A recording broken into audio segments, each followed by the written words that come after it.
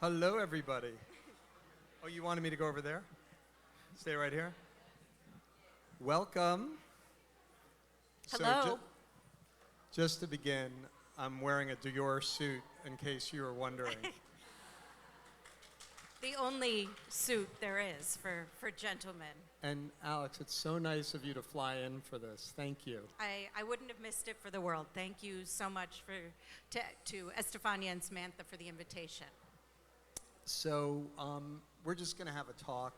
We can ask each other some questions, and then we'll have some time if you all have some questions. So the first thing that I wanted to ask, Dior is... Hey, guys in the back.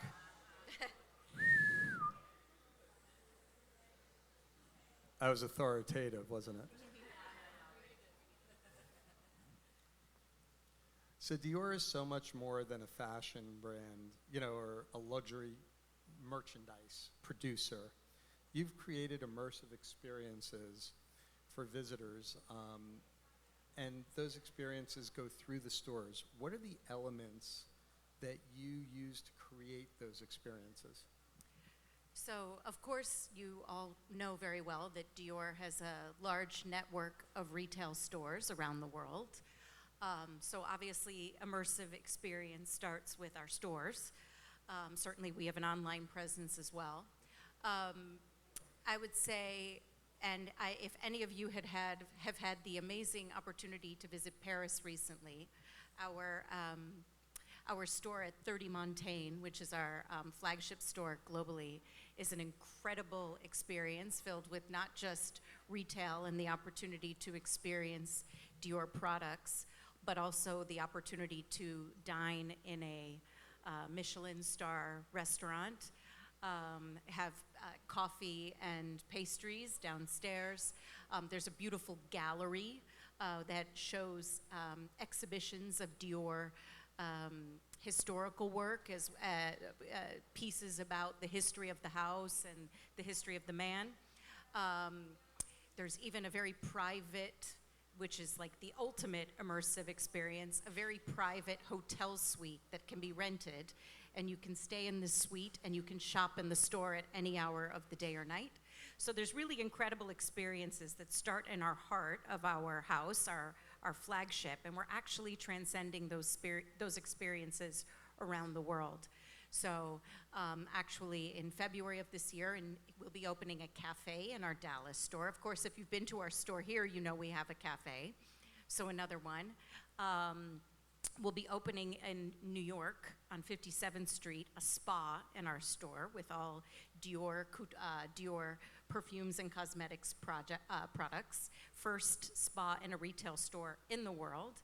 And then another restaurant in Los Angeles when we open our new store in Beverly Hills there in October of next year. So very sort of different types of experiences. And then I'll say just a few other things. The first being that if anyone has ever visited a Dior Riviera pop-up, where we have a collection in the spring called Dior Riviera, and it was really meant to be a destination collection for when you go to the French Riviera or the Italian Riviera, very fun summer type of store, product collection, etc. Those are incredibly immersive, amazing sort of visual extravaganzas along with product, food, everything. And then, of course, we create really amazing fashion shows and all of those things as well. You'll love this story. So we were just in Paris, and my wife Jackie and I brought my aunt because she completed her 80th birthday, so it was like a surprise. We took her to Paris, and we took her to the Louvre, and then we took her to the Dior Museum next to the flagship on Avenue Montaigne. She liked the Dior Museum more than the Louvre. Well, certainly, I mean, if you love fashion, you're definitely going to like that museum better. And it's also a little bit more manageable. It's small, you can get through it, it's quiet. You can really take a moment to ponder the dresses. And they actually change it. I think it's every 6 months or every 3 months, because many of the dresses are from, the 50s or the 40s, and they can't be out in the open for too long, because the fabrics, I'm sure we have students of fashion here, fabrics and materials can disintegrate and dissolve over time. So when they're not out in the open, they're protected in like refrigerated environments in canvas sort of bags. So they have to be very careful about how often they're in the natural elements. So. Precious merchandise. Absolutely. Well, speaking of precious merchandise, can I ask you a question? Anything. Okay. So like Dior, the district believes that art, architecture, and design create deeper engagement and meaningful connections. Have these elements always been present in your neighborhood, in this neighborhood? So when we started, the neighborhood was virtually abandoned, and so there wasn't much here. But over time, long ago, for example, in 2005, when we launched Design Miami, the furniture collecting show in partnership with Art Basel, Zaha Hadid did the Elastica sculpture that's in the Moore building. In 2006, Mark Newson, who did the iWatch with Johnny Ive, he did the fence that's in front of Dash. So we've got that history, and that's always been part of what I've done since I started working in South Beach in the late 80s. We've always incorporated art, architecture, and design into what we're doing. And what I think they do is they give a neighborhood a sense of place, and whether it's conscious or unconscious, when you're walking around, it's neurologically affecting the way that you feel. And so it gives you like a greater connection. I always say, and this really answers the question best, our goal is if you have a friend who's coming to Miami, you wouldn't say to them, you got to go shopping in the design district. You would say, you've got to go see the design district. Mm-hmm. And naturally, when you're there, you're going to buy a Dior suit. Well, I have to say, just anecdotally, I mean, I've worked in our business for 20 plus years, and I've spent a lot of time in malls and shopping centers, and it certainly feels very different here, and very pleasant, frankly. So someone who spends a lot of time in retail environments, we thank you, because it's true. You can be walking around. Even this afternoon, we were in our men's store where you can buy suits, and we walked out the back and just kind of meandered to go get some coffee, and there's, art here, there's art there, and you have to sort of pay attention, but as you said, peripherally, there's just these sort of really beautiful, treasures for the eyes. So as a retailer, thank you. So tell us, how do you balance the Maison's heritage with its contemporary sensibility? How do you integrate them and continue the history, but at the same time invent something new? Yeah, so I think that's a really amazing question. And, I'll say selfishly, I work for the House of Dior, but I absolutely think it's one of the most exceptional houses when it comes to its history and its heritage. If anyone has the opportunity to read Mr. Dior's biography, I promise you will not be bored. It's really an incredible story. So, and we often talk at Dior about how I don't think there's any other house actually where we still refer to Mr. Dior as Mr. Dior, and he's sort of this mythical presence that is around us at all times. And really interestingly, for those of you who don't know, he only lived for 10 years after he founded his house. So he died very unexpectedly at the age of 57, and then there were a series of other designers. So I would say our heritage is very, very present all the time. However, we know that you can't live forever in the years 1947 to 1957, so you have to evolve. The house also started as a couture house, so every piece was made for one client. It was, a show, and clients came in and said, I'm going to take look number 35, I'm going to take look number 53, and then that look was only sold to those people. So obviously, in the world in which we live now, that doesn't necessarily work.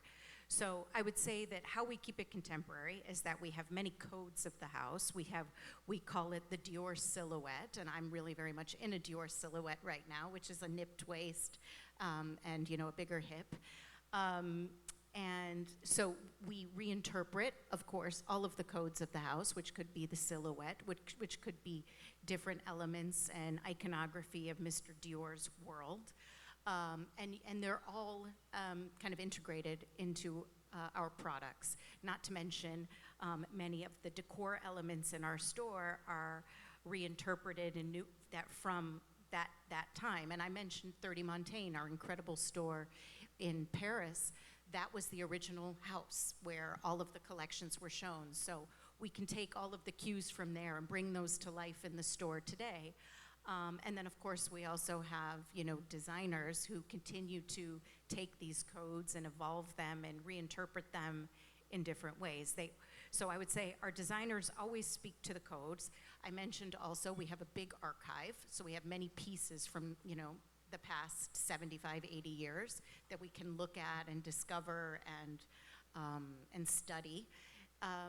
And then I would also say it's something we train on all of the time, particularly for our people, and discussing the history, but how it continues to be reinterpreted and hopefully made youthful and relevant and fresh on a daily basis. So. Estefania, I just want to make sure you're not expecting us to sing when we're finished, right? Oh, okay. I got nervous. All of a sudden, I panicked. I know that's a hard act to follow, by the way. Craig, let me ask you, on that spirit, Dior is an enduring maison, obviously. And in looking around the district, it's clear that you are building a neighborhood meant to last for a century, hopefully more. What elements have you included to ensure that longevity? So that's a really important question. Neighborhoods can rise and they can also decline. And there are elements that are required in order to keep them interesting and dynamic and adapt to the times. And I think one important part is that they have to be diverse, and not diverse just in people, but diverse in uses and things that are happening.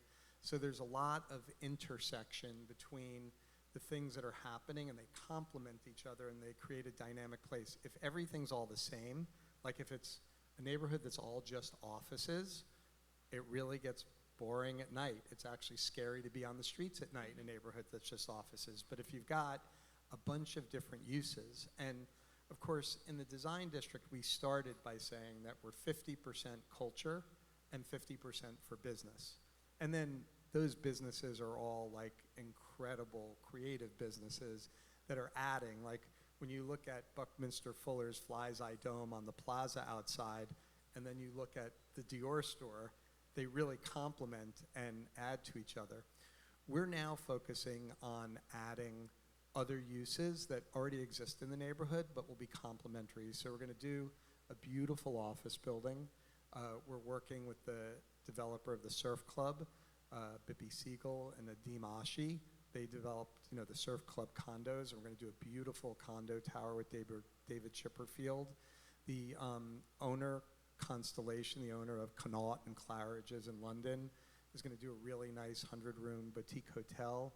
We also want to create more rental apartments so that people that don't want to buy but want to live here and rent can be here, so that we continue to make it a mixed-use neighborhood.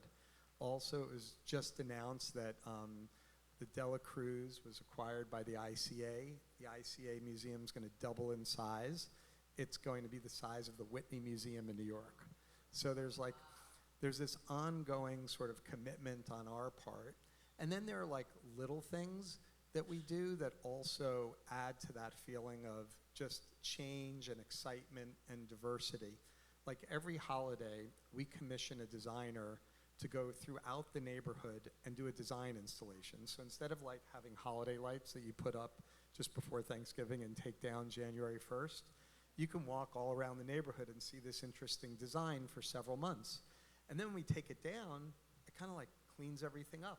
And then there's a new look, and it leaves this sort of palette so that next year we can do something. So I think the key is to keep evolving, to keep changing, and to try to make every little piece complementary. I'd also like to focus on wellness and longevity. And so I feel that's like a very complimentary and contemporary thing that people want. And I think all the people coming here, they're all interested in that. And so we're trying to figure it out as we go. Can I do a follow-up question to that? You can do anything you want. Which is, you know, as I said before, it's very rare that you find places like this at least for retailers. And, you know, I know that you had sort of a vision for this for the district, and it's of course evolved. But, you know, are there places around the world or that you've tried to mimic or imitate or bring that sort of special feeling, or is it uniquely kind of developed with your vision organically, et cetera? It's a combination. So while it would be hard to say that there's a place just like this, I was in part inspired by South Beach, a pedestrian-friendly neighborhood, in that case with a lot of historical architecture, but the way that it became a catalyst to what Miami has become today. You know, there are neighborhoods like Soho, again, looks very, very different style, but these dynamic kind of urban, pedestrian-friendly places. A big inspiration for me is Tokyo. Tokyo is a place where you walk around and there's like astounding architecture. And then a big influence on me, which I started at the beginning of my career, I was working with the Miami's Art and Public Places Trust.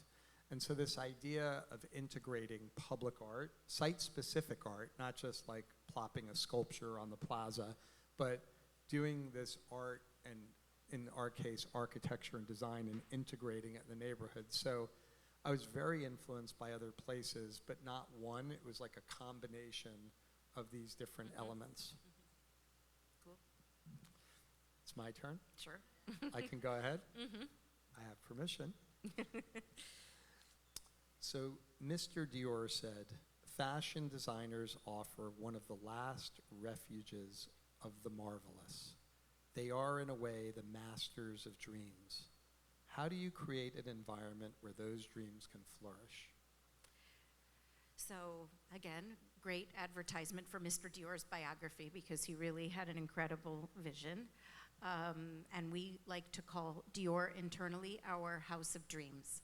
So I will level with everyone in the room. We are a couture house at the heart. We are a high fashion luxury house.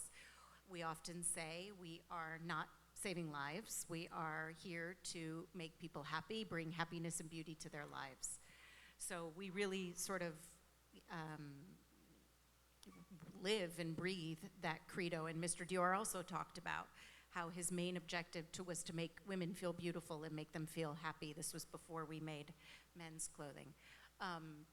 So I would say all of it is really, I mean, our business, even though of course we make beautiful products, we create beautiful environments, we create beautiful experiences. Our business is a people business, like most businesses. And we rely on all of our people in the stores, in the field, to bring to life this magic and this dream and this mystery on a daily basis. And like I said, we talk about it all of the time. We do significant training and introduction to our products, to our collections, to the inspiration behind them, and really look for people who like people, who want to interact and build emotional connections with our clients, who want to transmit our stories, transmit our history, our inspiration, our craftsmanship. So it's really a daily work with our people. I have met some of my team members are in the audience today who help us do this on a daily basis and really work to bring to life Mr. Dior's vision every day. I mean, it's one client at a time. At least that's what we endeavor to do, build that connection, get to know what they're looking for, what will make them happy, what will make them feel beautiful, and try to connect them with that. So it's really just something that we live by. And you've done some amazing collaborations with artists. I've loved to see some of them. Would you just tell us about a couple of them and how that works? Sure. Well, we currently, so we have one coming up, which we did we've done in the past. So we have one with Cause, a men's collection, which will be happening again shortly. I hope I didn't say something I wasn't supposed to say. This That'll is be top out in stores secret. because everyone's looking at me No like social media, please. No, so yeah, it's not it's great. One of the things I do want to mention that we launch every year in the district is what we call Dior Lady Art. This year is our 9th edition. So next year, when it's the 10th anniversary, we're going to do something really big and exciting. But this year's our 9th edition, and what we do is, I don't know if you're aware of the Lady Dior bag. It's a handbag, a top handle bag with some charms.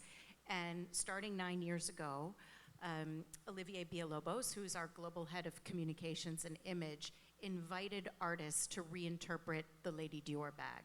So there's a series or an edition every year with different artists, anywhere from like 8 to 12 artists globally from around the world. And they take the Lady Dior bag and they interpret it. And they've really become these collector's items.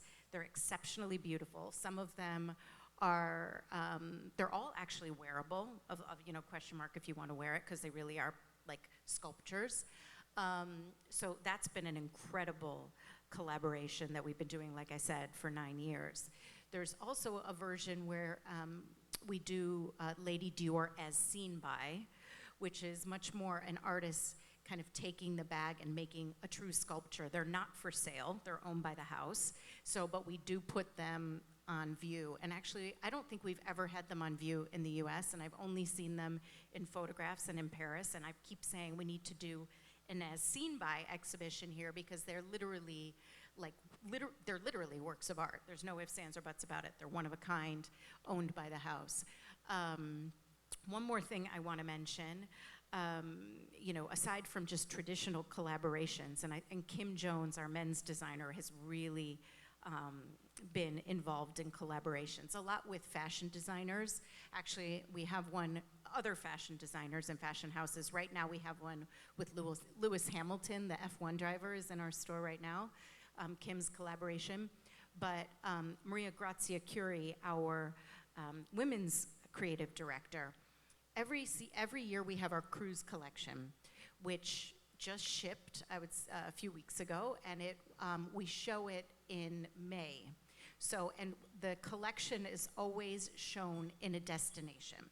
So for example, this year it was in Scotland, so the collection is really inspired by Scotland. Last year it was in Mexico City. It was absolutely exceptional. And Maria Grazia does this amazing thing where she leverages and partners and celebrates local artisans in the collection. So for example, and partners with them to create elements of the collection. So in Scotland, she worked with tartan makers and different Fair Isle sweater makers that are like unique to Scotland. In Mexico City, for the Mexico City show, she worked with different makers from all over Mexico, like Oaxaca. I can't even remember all of the cities. Traditional Mexican craft that then becomes part of the couture. There's also there was a cruise show in 2021, or it's Cruise Collection 2022, but I think it was shown in 21, which took place in Greece. And the same thing happened. And if you have an extra hour, I would encourage you. There's a movie called The Greek Bar Jacket. It was made about this collection. You can see it on YouTube. It's an hour. I promise it is one of the most, it's a beautiful film. It was a documentary made about the collection and the partnership of Maria Grazia and the local Greek artists. Many of these, what they do, artisans, I should say, what they do is a lot of the industry is gone. Like it's Greek silks and embroideries. It's very limited now. So it's almost like bringing to life again this amazing handcraft. We did one in India in 2023, and the bringing to life the Indian craftsmanship. So that's a very long answer, but many ways in which we partner with artists and artisans. And two really nice coincidences, which we haven't actually spoken about. The first was like 20, 30 years ago, I gave Kenny Scharf a studio in one of our properties at South Beach. And then, coincidentally, we had installed a sculpture of his right next to where Dior Men's is. And then Dior Men's expanded and like actually was in the same place. And there was a Kenny Scharf sculpture like sitting right next to it on the roof of the building. And Daniel Arsham, who also collaborated. So Daniel went to high school at Design and Architecture High School in the Design District. Then he was with a group of artists. None of them had galleries, so we gave them all a gallery. Then they all got galleries, but they lost their studios, and so they had their studios in the Design District. And it's just nice that interweaving of connecting through artists that the neighborhood and Dior has had. And I'm wondering if Kim Jones comes here to find his next collaborators, just comes and peeks around the district maybe. He should come and tour the collection. Yeah, exactly. Exactly. All right, well, speaking of that, so, you know, obviously, we work on, I mentioned how we work on building connections with our clients, and emotional connections. And we want them to feel that connection with our brand, our product, our people. I know we've talked about this a bit, but how do you feel we can work to build a connection to a place? Or how do you feel, or how do you work to build a connection to a place? So I think that's the most important thing in any business, that you don't just strive to make a product or to sell people something, whether that's space or a destination to come to or fashion, but you actually care about them and try to tap into who they are and give them a good feeling by connecting with you. And so that could be with a product, or it could also be with a neighborhood, which is ultimately a product. And we started, you know, which we've already spoken about, by making it a creative place, but we try to have this balance where it's unique and special, where a lot of people are walking around, where they're different. You see people that are different ages, that look different. Not everybody's the same, but everybody feels really comfortable together. We try to make it accessible. We do, throughout the year, concerts. They're always open to the public. Like Emilio Estefan will come, he'll produce a concert with us. The Miami Symphony Orchestra will often do it. They'll bring in pop artists, so it's a mixture of, you know, more pop music and then, symphony, classical music. And it's all about just trying to give back and make people feel comfortable. And then there's simple little things, like something that drives me crazy. Whenever I go anywhere in Miami, parking always costs a fortune. Here, we make the parking really inexpensive. It's $5 to valet park. Now, I know $5 is money, but I go to a hotel on Miami Beach and they charge $35. And even though we're losing money on that little thing, it's showing people that we care and we want them to be here. It's like a little gesture. You know, the way we give umbrellas away. You can be around the neighborhood, and if it's raining, we give people umbrellas. And it just makes them feel good and gives them a connection. And we're always trying to find new, inventive ways to do that. I wish more places gave away umbrellas, particularly coming from New York. I'm always lost without an umbrella. I have a million of those $10 ones from the drugstore, the CVS. I need an MTD send umbrella. Alex umbrellas. I can't think I can bring that on the plane. Are we out of time? Exactly. Are we out of time? I don't think so. 5 more minutes? Oh. You took the 5 clock down. You're confusing me. It's my turn. I'm actually curious. What, as a retailer, and you're my landlord, what changes have you seen in kind of luxury retail here, around the world, over the past few years, luxury client behaviors? How have they changed, if at all, from your vantage point? Well, there was clearly a moment when COVID hit and everything became more casual. Mm-hmm. And there was also the move more to streetwear for a while.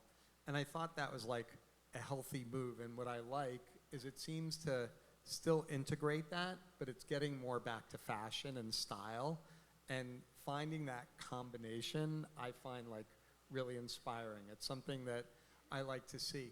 It's also fascinating. Like, I just think personally, for myself, everyone has like their own level of connecting with something, but I feel like what I'm wearing sort of says who I am, and it gives me a sense of my own identity and a way to express myself, and I love that. And you can see how the brands just keep finding ways where you can evolve and continue to like express who you are, but also do it in new ways, so you don't feel like you're sitting on the shelf from 5 years ago.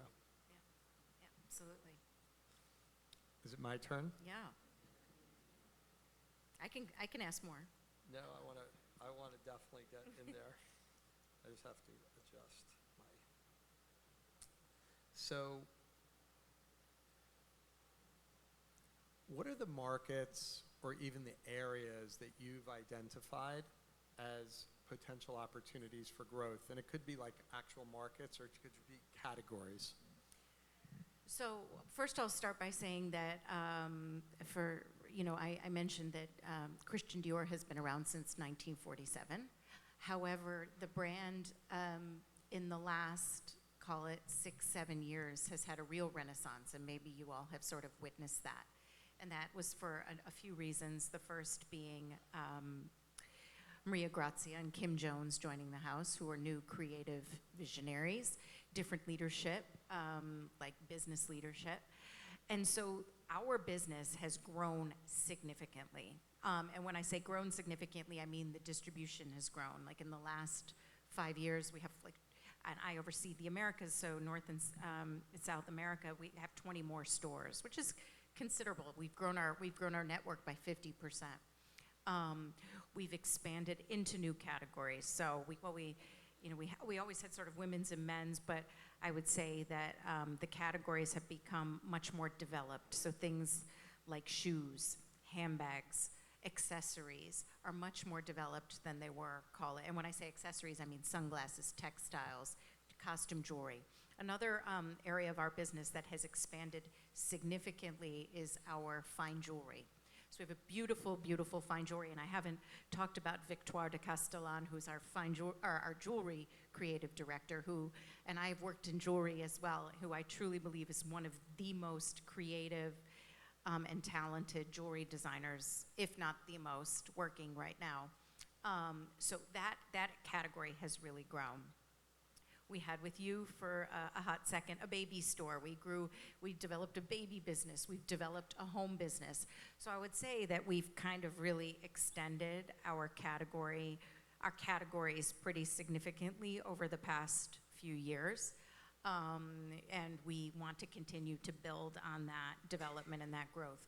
When it comes to places of opportunity, I would say, and I was even talking to the team this morning, I think we're in a place where we have a plan to open a great amount of stores and be in a great number of places that we feel good, that we don't have to go too deep anywhere else. We have a good plan, and we're in a good place for sort of the foreseeable future.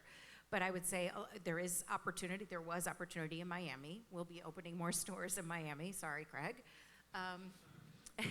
I like that, because we'll be like the marketing arm. Yeah, no, in every store, and particularly when you have multiple stores in one market, each store can serve a different purpose and kind of express a different side of the house as well, from a product perspective, from a store design perspective, from a client perspective, how we animate the space. So it's always great to we're a very multifaceted house, to be able to lean into different elements of that. I mentioned earlier, we have 2 very, very large stores opening next year. One on 57th Street in New York, so we're finally going to be able to give our business the right kind of, our business, our clients, our brand, the right presence in New York City. And another one, like I said, in Rodeo Drive on Beverly Hills, on Rodeo Drive in Beverly Hills. So we have these amazing spaces where we're going to be able to tell the right beautiful stories a la 30 Montaigne, and we're really excited about that. So I think we're in a good place, and we're on the right path. You're really busy. How come you look so relaxed? That's a great question. It's the end of the day. I don't know. I had a coffee only a few hours ago. I'll tell you why I'm so relaxed, because I have like a superstar dream team. Like, by the way, legitimately a superstar dream team.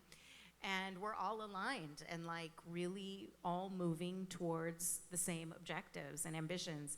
We have an amazing, we're also proud to work for this beautiful house. We're so proud to, bring it to clients in the Americas, and it's a dream to be able to represent this house and to meet all the people we meet on a regular basis because of it. So, love it.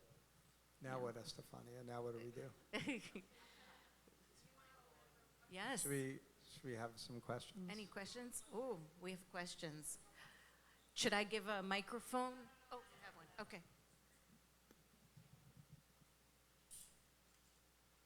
Sorry, it's taking me a while. I've got my question ready. First, thank you for the talk. I enjoyed it very much, and I really admired what you have done. This is an incredible neighborhood, and the district design is just amazing. And I wish more cities would do what you did here. I'm from Colombia, and now I live in Salt Lake City, where fashion is still finding its place. With that in mind, my friend and I launched a business to offer people a way to engage with Latin fashion beyond just purchasing pieces. We have been inspired by Dior's approach to creating immersive experiences that let people connect with the brand on a deeper level. In your view, what are the essential elements for building a truly interactive and authentic fashion experience? Well, I think, first of all, you have to have sort of the behind you, as I've talked already a lot, like this vision for what is the house and what are you trying to present? What are you about? And then you can use that idea of what you are about as a brand, as a designer, or whatever it might be, to explain your products to your clients and to kind of bring to life what you're about in physical space. I mean, I haven't mentioned really, but I would also say, and maybe I'm being like somewhat arrogant, but I also think we have some of the best visual merchandising in the industry. And whenever we take Dior out of our store to people anywhere, we create a very intense, immersive experience using our visual merchandising and visual props to really suspend clients into this world, whatever it might be at that point in time with that collection. So I think it's very important, first and foremost, to have a vision of the designer, of the creator, and to be able to utilize that vision, which is usually very, like I said earlier, multifaceted, to play on different elements and touch on them and be able to tell stories. Because the most important thing, of course, is to be able to tell stories, because people connect to stories.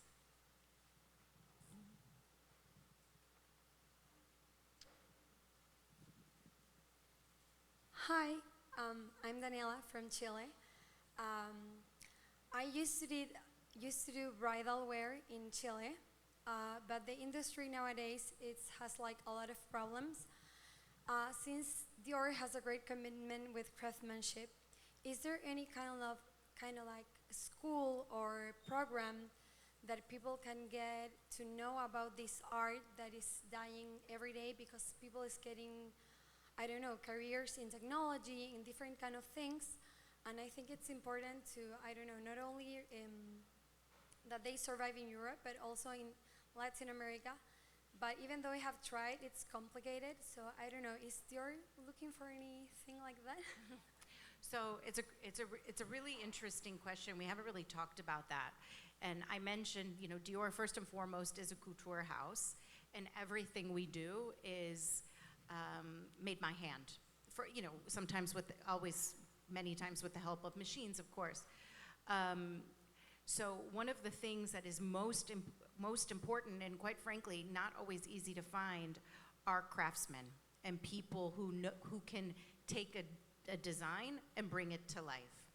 So all of our workshops are in Europe.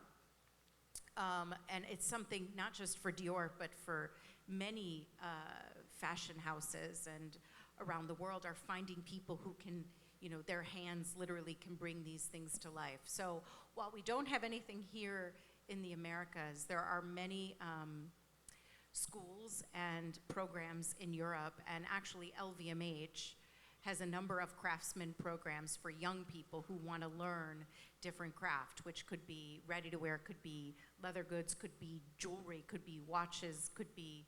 So there are programs with LVMH, and it's a very in-demand type of role, in fact.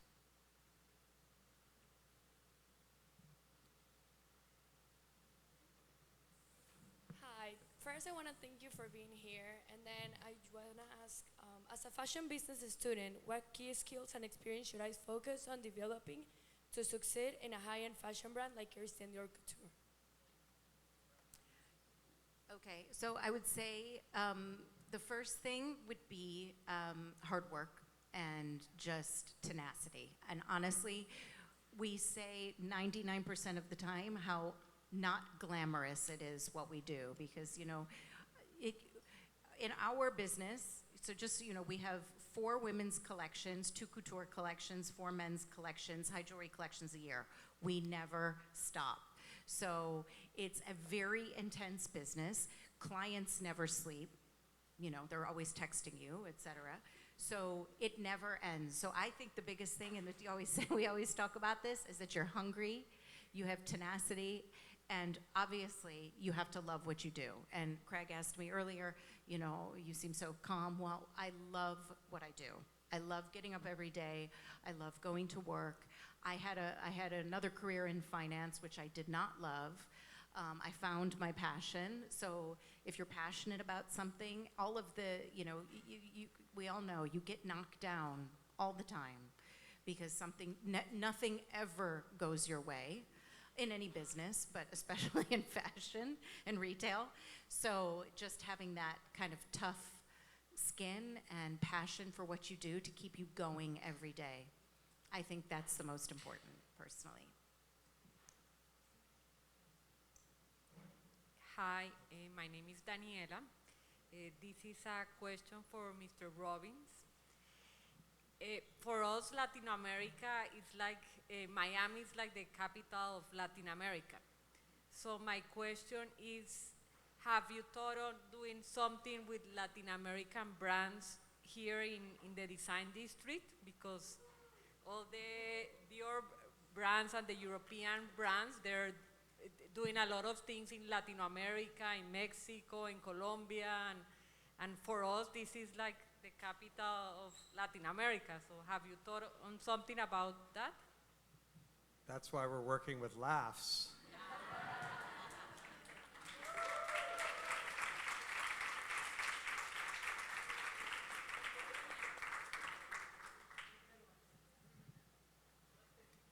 Great answer. Hello. How you doing? I'm Andrew. I actually work for the Miami Design District. Thank you, Laughs, for throwing such an incredible event. These talks have been terrific. This question's for you, Alexandra. What innovations or trends do you see shaping the future of luxury retail, and where do you see technology and AI fitting into them? It's something we talk about a lot. So first I would say, Craig mentioned earlier COVID.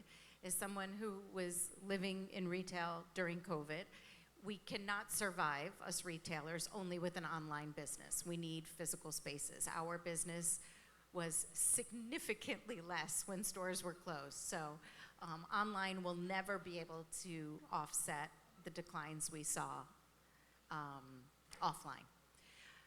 AI becomes really interesting, especially when it comes to like design, which is, a really sort of almost scary frontier. For us, I would also say one thing, French fashion, we are not necessarily the first to innovate. We're great followers when it comes to technology. We kind of lead with our product and our history. But AI, I think it's something we work on at a group level at the LVMH group. We use it mostly now for text.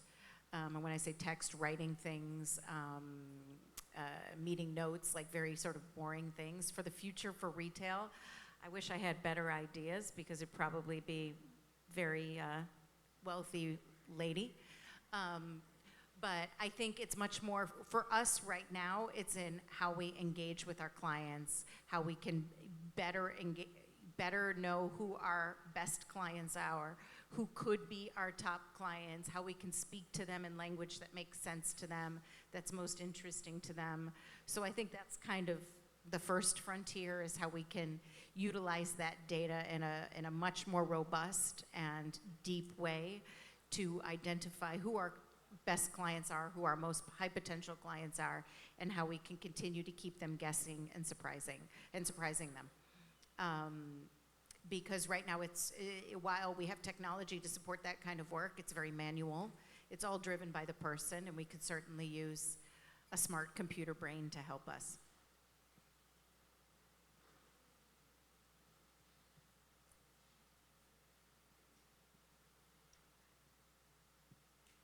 Well, thank you for all the questions.